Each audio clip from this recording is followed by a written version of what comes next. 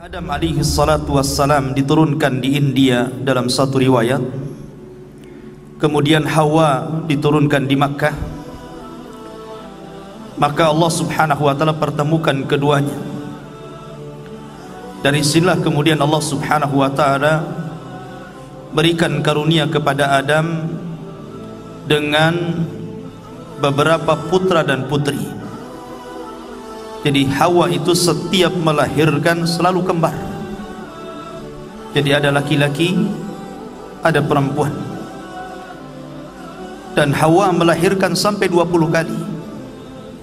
Artinya bahwa Nabi Adam alaihi salatu wassalam memiliki anak 40. 20 laki-laki dan 20 perempuan. Begitulah Allah subhanahu wa ta'ala berikan pasangannya masing-masing. Maka di antara putra dan putri Adam alaihi salatu wassalam yang paling sulung atau yang paling besar adalah Habil, karena Qabil itu adiknya. Lah karena keduanya sudah dewasa, maka Allah subhanahu wa ta'ala mensyariatkan kepada Adam untuk menikahkan keduanya.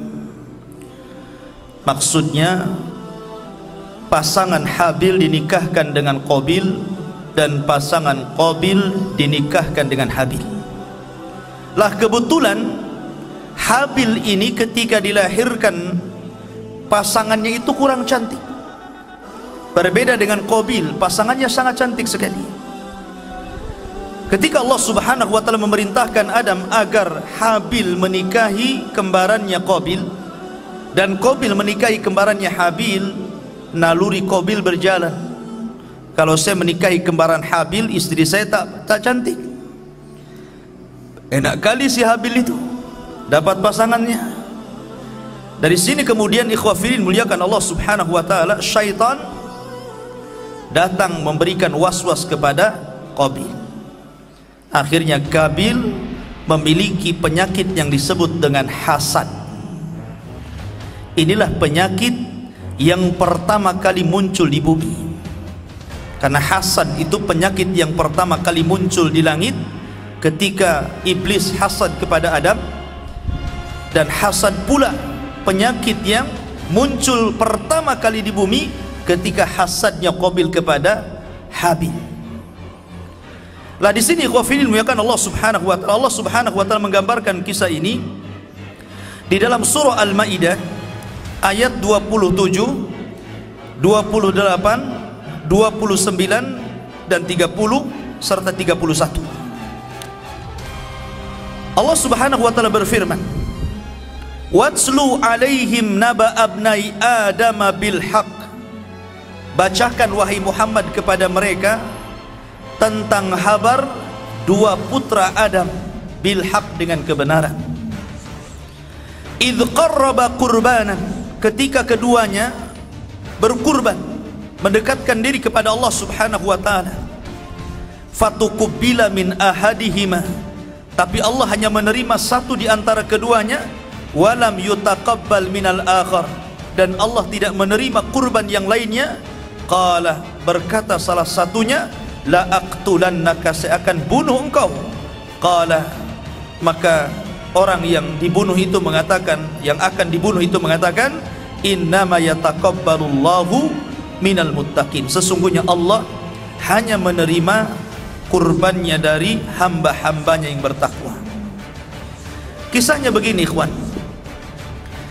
Jadi ketika Nabi Adam alaihi salatu wassalam memerintahkan putranya ini menikah, Qabil ini menolak, tidak mau. Enak saja saya menikahi wanita yang kurang cantik. Saya mau tetap dengan kembaran saya.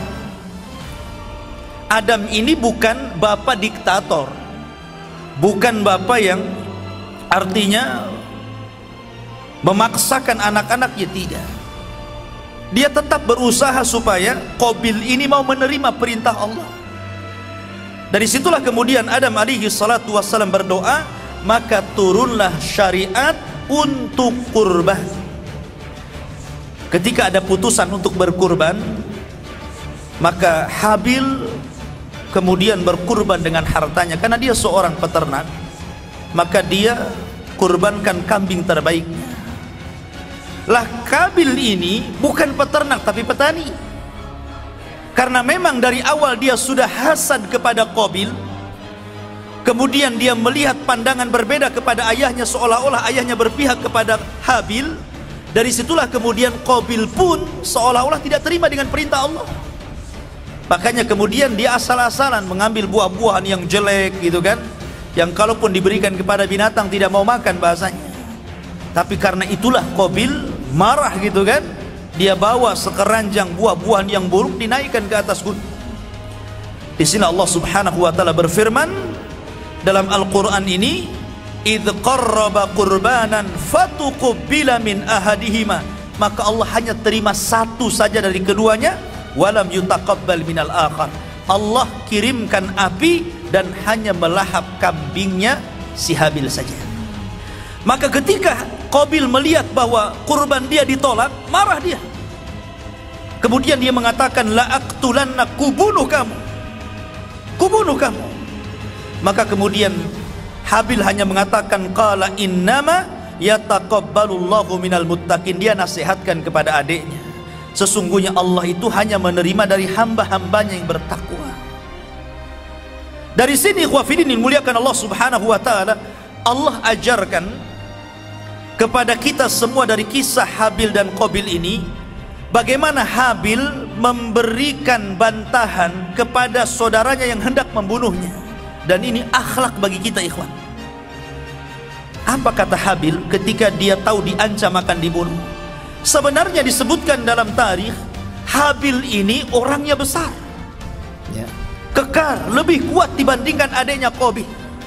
Kalaupun keduanya bergulat, pasti kalah adiknya itu. Lah apa yang diajarkan Habil kepada kita? Allah mengatakan, "La imbasatta yadaya, la imbasatta ilayya yadaka litaktulani, ma ana bibasiti yadiya ilaika liaktulak." Jika engkau arahkan tanganmu untuk membunuh diriku, maka tanganku tidak akan aku ulurkan untuk membunuh dirimu. Inni akhafullah, karena saya takut kepada Allah Rabbal Alamin, Rabb yang menguasai alam semesta ini. Disebutkan oleh Al-Imam Ibnu Katsir rahimahullahu taala dalam Bidayah wa Nihayah.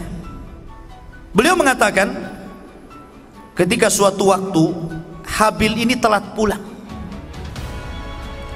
Ketika itu Adam alaihi salatu wassalam memerintahkan Qabil untuk mencari Habil. Dicarinya Qabil ini, Habil ini oleh Qabil. Rupanya setelah dia mencarinya itu, dia melihat abangnya sedang tertidur. Maka dia ambil batu, kemudian batu besar dibenturkan di kepalanya. Meninggallah Habil ini. Lah ketika meninggal ikhwafidil muliakan Allah Subhanahu wa taala, Qabil pulang seolah-olah tidak bersalah dia. Ketika itu lama Adam kehilangan Habil. Akhirnya Qabil itu mulai diliputi rasa takut dan menyesal. Kemudian dia pun pergi meninggalkan Adam alaihi salatu wassalam. Dia ambil lagi jasad Habil, kemudian dia bawa ke sana kemari. Ada yang mengatakan dalam sebuah riwayat sampai bertahun-tahun. Artinya Allah Subhanahu wa taala rawat jasad Habil, tidak musnah di makan tanah itu kan. Bertahun-tahun bingung dia harus diapakan jasad ini. Sampai pada suatu waktu akhirnya kemudian Allah Subhanahu wa taala mengutus ghuraban, fa ba'atsallahu ghuraban. Maka Allah Subhanahu wa taala kirimkan burung ghurab, burung gagak. Ketika itu gagak ini sedang ngorek-ngorek tanah dengan kakinya. Dari situlah kemudian terinspirasi si Qabil ini untuk menguburkan Habil. Dari situlah kemudian Qabil menguburkan Habil, dan belakangan Adam tahu.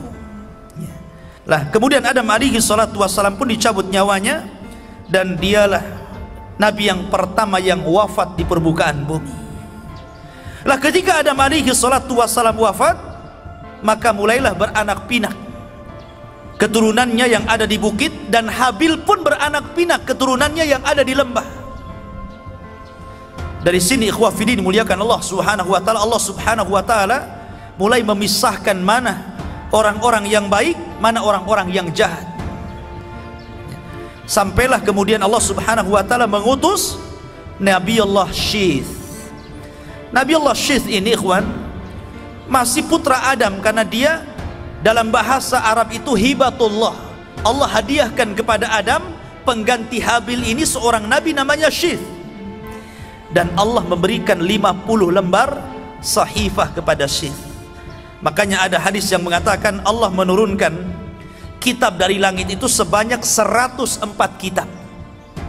Yang 4 ma'ruf, Taurat, Zabur, Injil, Taurat, Zabur, Injil dan Al-Quran, itu yang 4. Yang 100 itu disebut suhuf namanya. Yang 50 suhuf lembaran diberikan kepada Syith. Kemudian yang 30 diberikan kepada Idris. Kemudian yang 10 diberikan kepada Ibrahim, dan yang 10-nya lagi diberikan kepada Musa selain Taurat. Makanya Allah mengatakan wa inna hadza la fi suhufil ula. Dan dalam Al-Qur'an itu terdapat suhuf yang pertama, suhufnya Syith, suhufnya Idris, suhufnya Ibrahim, dan suhufnya Musa. Makanya Allah mengatakan inna hadza la fi suhufil ula suhufi Ibrahim. Allah berikan 10 suhuf wa Musa, dan suhufnya Nabi Musa yang 10 selain Taurat ya. Lah Syith ini diutus oleh Allah Subhanahu wa taala sebagai pengganti Adam. Mulailah dia berdakwah dan berdakwah sampai ketika Qabil meninggal dunia. Ketika Qabil meninggal dunia, syaitan ini tidak membiarkan jasadnya begitu saja. Tapi syaitan menjadikan momentum meninggalnya Qabil ini menciptakan sebuah kemaksiatan baru. Kalau sebelumnya syaitan sudah membuat kemaksiatan hasad, kemudian pembunuhan, ini maksiat yang nomor 2. Ini yang nomor 3 lain lagi. Jadi ketika kematian Qabil itu, syaitan menjelma menjadi orang soleh. Kemudian mendatangi kabilahnya Qabil ini dan mengatakan, kalian tidak boleh langsung menguburkan bapak kalian Qabil, tetapi hendaklah dimuliakan dulu, biarkan jasadnya dulu, jangan langsung dikuburkan, hormati kematiannya. Dari situlah kemudian orang ini, maksudnya iblis yang menjelma sebagai manusia ini, menciptakan alat musik ya, namanya seruling, mizmar.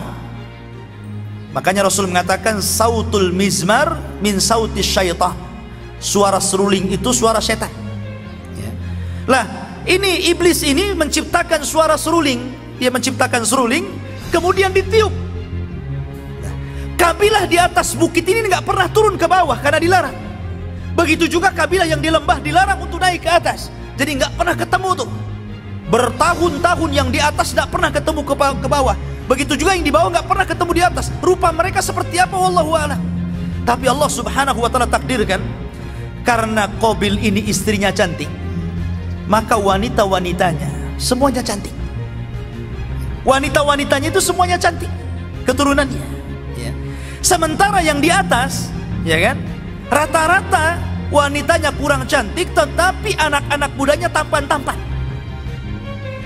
Maka ketika mendengar suara seruling, aneh bagi mereka. Nggak pernah mereka mendengar suara lagu, suara musik gitu kan, instrumen musik dari seruling itu nggak pernah.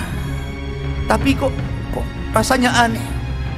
Dari situ kemudian mereka penasaran, dicarilah suara itu. Jadi yang dari bawah turun, yang dari bawah naik. Jadi yang dari atas turun, yang dari bawah naik gitu kan. Ketemulah dua kabilah ini. Maka yang perempuan cantik memandang anak muda yang tampan, mereka nggak pernah ketemu sebelumnya. Begitu juga sebaliknya gitu kan. Lah dari sini ikhwah fillah muliakan Allah Azza wa Jalla, terjadilah perzinahan. Dari hasad, pembunuhan, kemudian perzinahan, dan diawali musik. Makanya musik, zina, dan khamr ini 3 serangkai yang tidak mungkin dilepas. Kalau ada zina pasti ada musik, ya. Pasti ada khamr di situ. Lah dari sini ikhwah fillah, ketika Sis meninggal dunia, maka tugas yang sangat berat diberikan kepada Idris. Idris ini diutus ketika rusaknya akhlak. Memang tidak ada kesyirikan di zaman itu, belum ada orang yang kafir, belum ada orang yang musyrik, karena kesyirikan itu terjadi pertama kali di zaman Nabi Nuh, dan itu setelah 10 kurun, ya. 1 kurun itu 100 tahun, berarti setelah 1000 tahun dari wafatnya Adam sampai diutusnya Nuh baru terjadi kesyirikan. Tapi di zaman Nabi Idris ini akhlak 2 kabilah itu sudah rusak, ya, sudah rusak sekali. Makanya Nabi Idris alaihi salatu wassalam diberikan pahala oleh Allah setiap hari, mendapatkan pahala sejumlah umat yang didakwahinya. Dan setelah kemudian Idris meminta kepada Allah untuk dipanjangkan usianya. Berjumpalah dia dengan Jibril. Dia mengatakan, wahai Jibril, aku ingin berdoa kepada Allah agar malaikat maut tidak langsung mencabut nyawaku. Aku ingin panjang usiaku karena melihat keutamaan yang luar biasa yang Allah berikan kepadanya. Kata Jibril, nggak apa-apa, tapi kamu harus ngomong kepada malaikat maut, ya. Kemudian kata Idris, di mana aku mendapatkan malaikat maut supaya aku bisa bicara kepadanya dan tidak cepat-cepat dicabut nyawaku? Kata Jibril, gampang, ku antar kau ke langit. Maka akhirnya Idris pun diangkat oleh Jibril ke langit. Ke langit pertama, kedua, ketiga, sampai keempat. Dan ini diisyaratkan dalam Al-Quran, wa rafa'nahu makanan aliyah. Kami angkat Idris ke tempat yang tinggi, maksudnya ke langit keempat. Kononnya mau berjumpa dengan malaikat maut, ya. Sesampainya di langit keempat, malaikat maut sudah nunggu di situ, ya. Belum dipanggil sudah muncul. Yang heran Jibril. Kata Jibril, ya malakal maut, kenapa kamu ada di sini? Kata malaikat maut, wahai Jibril, barusan Allah memerintahkan aku untuk mencabut nyawa manusia di langit keempat. Aku pun heran, mana ada manusia di langit keempat. Rupanya tidak ada manusia di langit keempat kecuali Idris. Idris mau nawar supaya dipanjangkan usianya, malaikat maut hari itu pula diperintah untuk mencabut nyawanya. Idza jaa ajaluhum la yastakhiruna sa'atan wa la yastaqdimun. Kalau ajal sudah datang, nggak mungkin telat, nggak mungkin maju, pasti pas waktunya. Maka Idris pun kemudian dicabut nyawanya. Satu-satunya nabi yang meninggal di langit hanyalah Idris.